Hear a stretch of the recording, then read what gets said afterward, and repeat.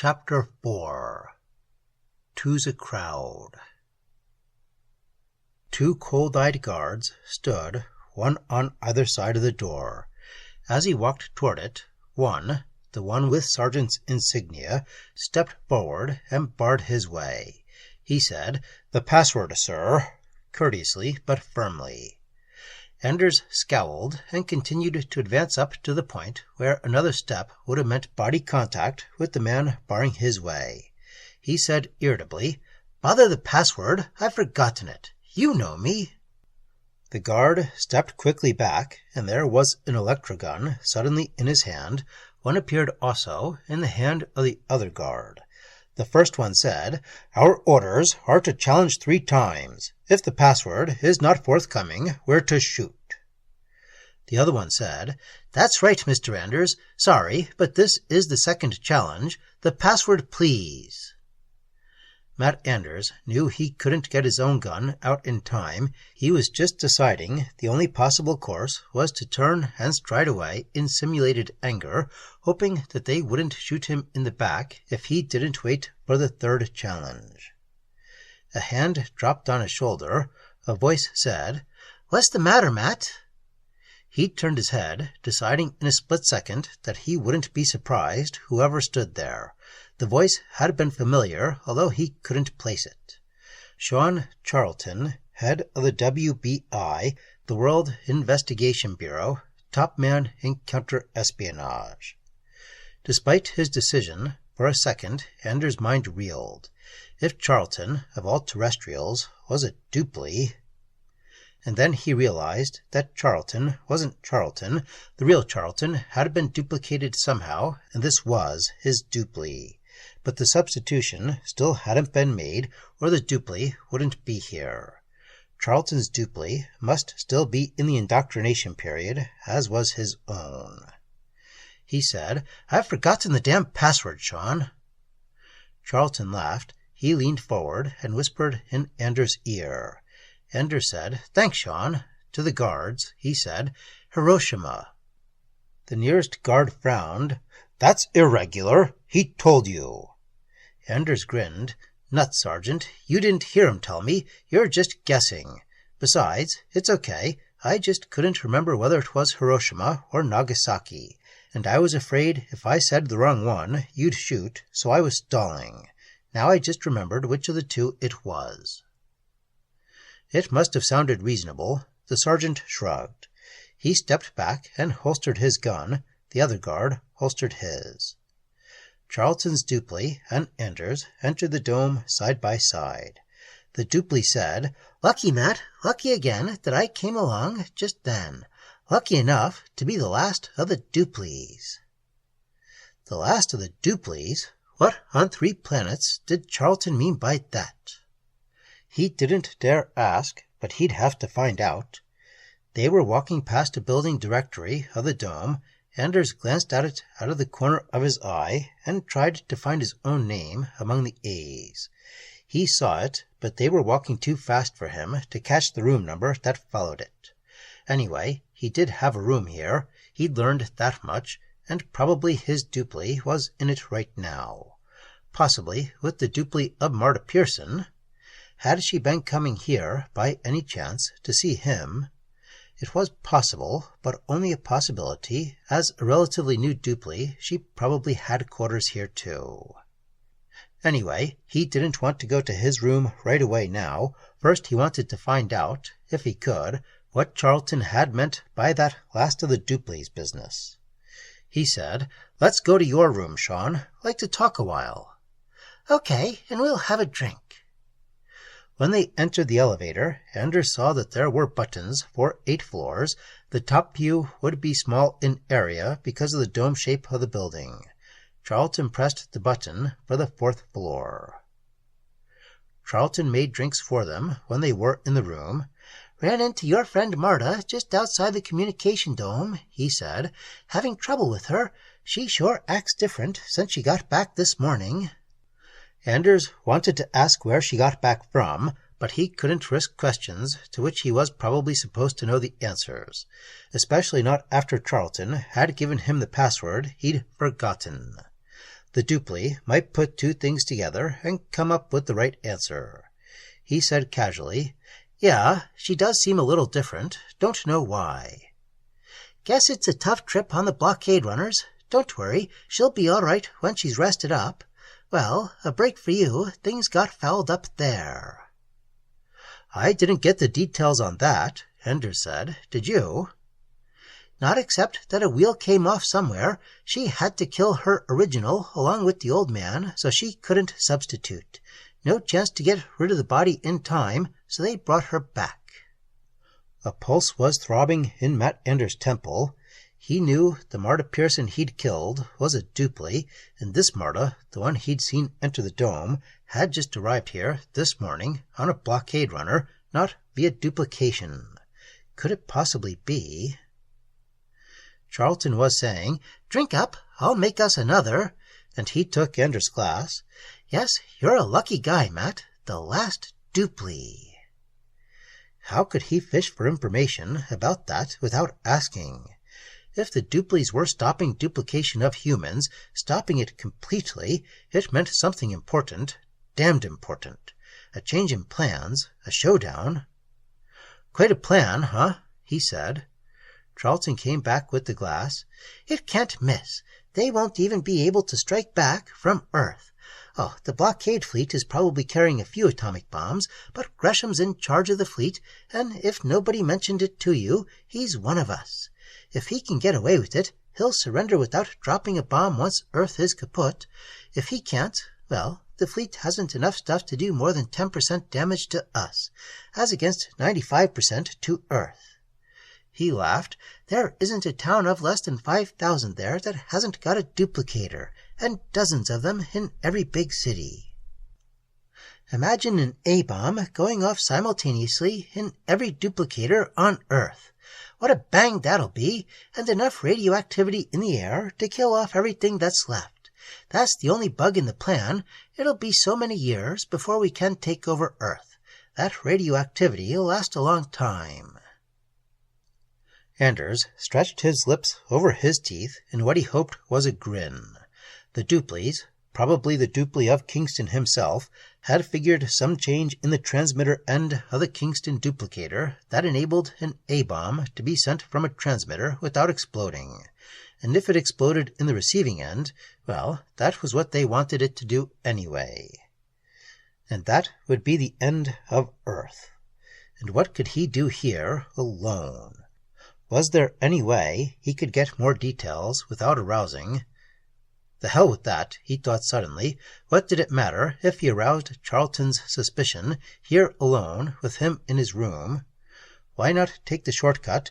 It meant he'd have to kill Charlton, but that would be a pleasure, next only to killing his own Duplie. Duplies weren't people. He finished his drink and put the glass down carefully. Then suddenly the electrogun was in his hand, aimed at the Duplie. Anders said quietly, "Don't move." Charlton didn't move, except that his eyes widened. He said, "What?" And then, in a different voice, "I get it, and I gave you the password. And now you're going to give me information. I haven't got time to fish for it. Give me the rest of the details of that plan." "If I tell you, you'll kill me anyway." "Maybe I won't. Maybe I'll knock you out and tie you up. I'll decide that later, but if you don't talk, I'll kill you right now. Want to talk?" Charlton licked his lips. He said, "All right, you won't be able to do anything about it anyway. What do you want to know?" "When?" "Tonight, pal, tonight. It's almost ready to go now. You won't be able to do a thing about it."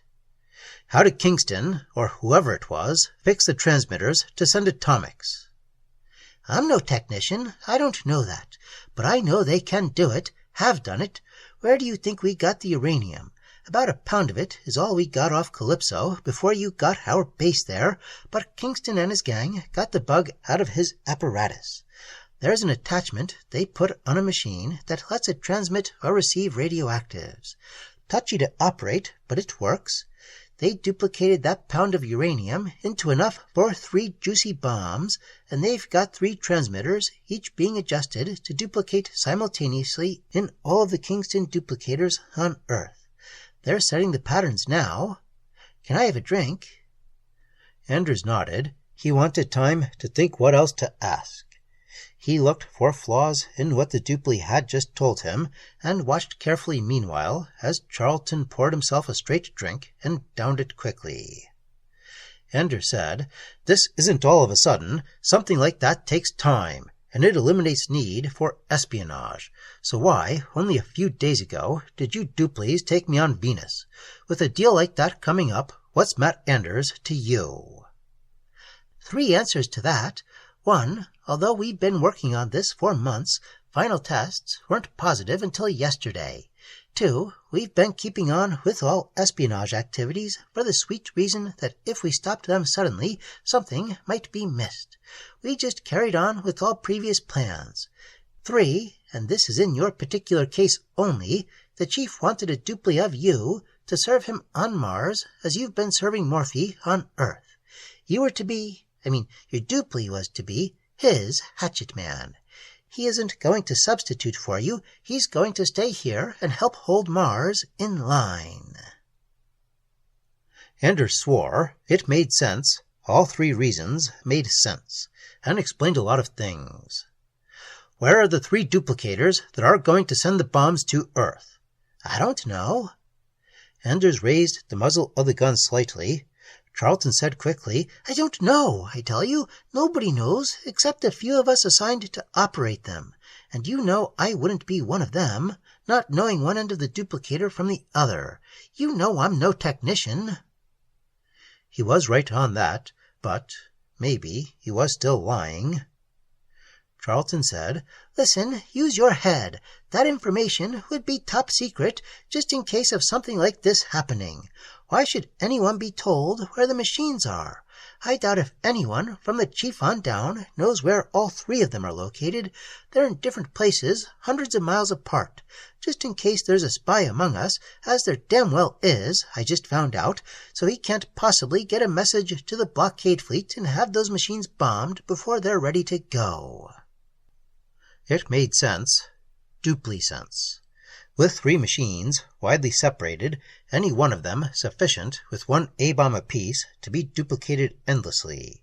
And that was why Charlton had talked so readily, knowing he couldn't possibly give the final and most vital piece of information under any pressure.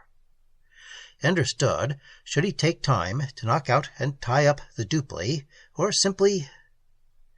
Charlton stood, too. He was a little drunk. He must have been drinking heavily before Matt had met him, or he would not have been so affected by the few drinks he'd had now, even though the last had been a long, straight one. He said, "All right, Matt. It was a good gag. Pays me off for the one I pulled on you yesterday, and I went along with it for you. Now, let's shake hands on it, huh?"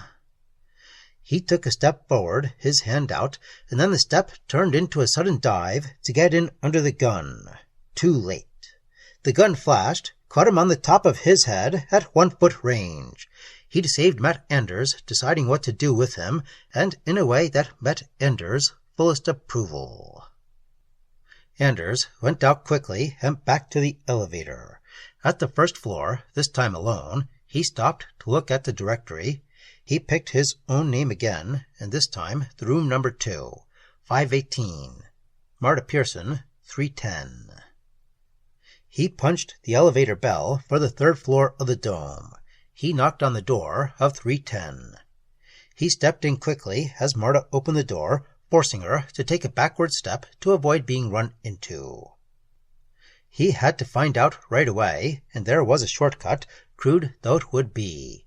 As he closed the door behind him, he grinned at her and asked a question that was deliberately so worded that only a harlot or a Duplie woman could fail to resent it. Color rose into Marta's face, and her hand lashed out at him. He caught the hand. He said, "Sorry, I had to do that. I apologize. But you're no Duplie. A Duplie woman wouldn't have blushed, even at that." She jerked her wrist from his grasp and backed away. He said, "Marta, I'm no Duplie either. We've got to work together, and fast. Something's going to happen to Earth tonight. If we pull what we know about this place, there's just a chance we can stop it." She was breathing hard, her eyes wide. "All right, you trapped me. I'm not a Duplie, but you are, and—" He hadn't been watching her hands, and he hadn't guessed that a garment as brief as the one she was wearing could have a pocket that could hold an electrogun, even one as tiny as the one she pointed at him. Only half the size of his own 6-ounce one, it was fully as deadly, although one that size held only a dozen charges. He was careful not to move forward now. He said, "Marta, you've got to believe me. Too much depends on it. If I were a Duplie, why would I have said I wasn't?" Her voice was cold now. "I don't know. How can you prove you aren't? I still don't believe you." He thought rapidly. "Call room 518. You'll find my Duplie there, I hope. Get him down here." He had business with his Duplie anyway. "Wait, turn around." She walked up behind him when he turned. She held the muzzle of the gun against his back while she reached around and found the electrogun in his pocket. Then she stepped back again. "All right, I'll give you that chance. Walk over into that corner where I can watch you while I call." He walked to the corner before he turned. She was standing by the speaker receiver in the wall near the door. She'd already pressed the button, and he heard her give the room number. He heard his own voice say, "Ender speaking," over the communicator. "Marta Pearson, could you come down to my room a moment?"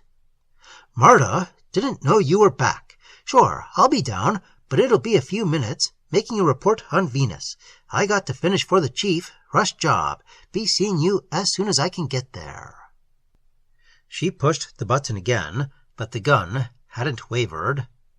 She said, "All right, maybe Matt Anders had 2 Duplies. Or if there's only one, how do I know which?" "You don't," he said, "but listen, time is valuable, and we've got a lot of notes to compare. I won't move, and you've got a gun on me, but while we're waiting, save some time by telling me what happened to you on Venus. Was it you who gave me a bad time about that Calypso battle, or was that your Duplie, whom I killed later, just after she'd killed your father?" "That was I. Wait, why should I tell you anything until I know you're not—" "Because there's nothing to lose. You can always shoot me after you've told me, and it'll save time. Besides, even if you think I'm a Duplie, you've already told me you're not one, so what would more details matter?" She thought that over a few seconds. "All right, it was I who told you off. Then I went outdoors for a walk. I stayed away until it was time for dinner because I didn't want an argument with Dad over what I'd said to you. I was a little late coming back, and I came in the back way because it was the nearest from my direction. I went into the library and was surprised to see no one there. I started to light a cigarette and dropped my lighter. It was a round one and rolled under the sofa, and—" "You found the bodies?" "Yes, of course I knew mine was Duplie. I guess I panicked. I was afraid and wanted out of there. Didn't even want to stay long enough to use the communicator.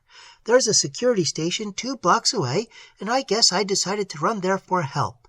Anyway, I ran out the front door, and a land cab that had been parked across the street U-turned and pulled up the second I was out of the door, and someone said, 'Get in!' There were 2 Duplies in the car, a man and a woman. I knew they'd shoot me down if I ran, even if I tried to get back in the house. So I got in the back seat. Suddenly, my scare was over, and I was calm. I think I know, incidentally, when they duplicated me. I had an accident 3 weeks ago. I was bowled over by a hit-and-run land cab, I thought, and knocked unconscious. They must have taken me to a duplicator then, while I was out." Anders said, "Then they must have sent your Duplie in, just as an assassin, with no intent to substitute her for you. I don't get that. Any assassin would have done." "No, from things that were said later, they did intend to substitute. The car had been waiting in front to intercept me on my way back to the house. If I'd come back the front way instead of the back, they'd have kidnapped me and killed me, and my Duplie would have stayed, and never have been suspected of killing Dad, of course. But you say you killed my Duplie, and I'd come back the wrong way, so things had gone wrong for them. They drove to where they'd left their ship, a blockade runner, and, well, we got here this morning. I'd managed to learn enough from them on the way here to get by until now. But why? I mean, didn't you try to escape from them before you took off from Venus? I don't know. I might have been able to. Her eyes blazed. I didn't try. I thought that here I might... You might kill a few Duplies before they killed you.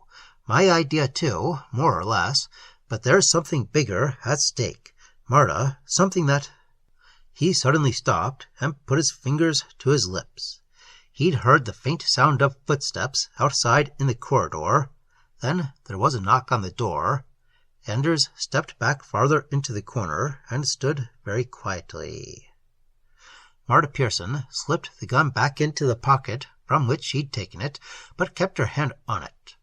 She stood as she opened the door, so she could still keep at least a corner of her eye on Matt Anders. Matt Anders' Duplie stepped in.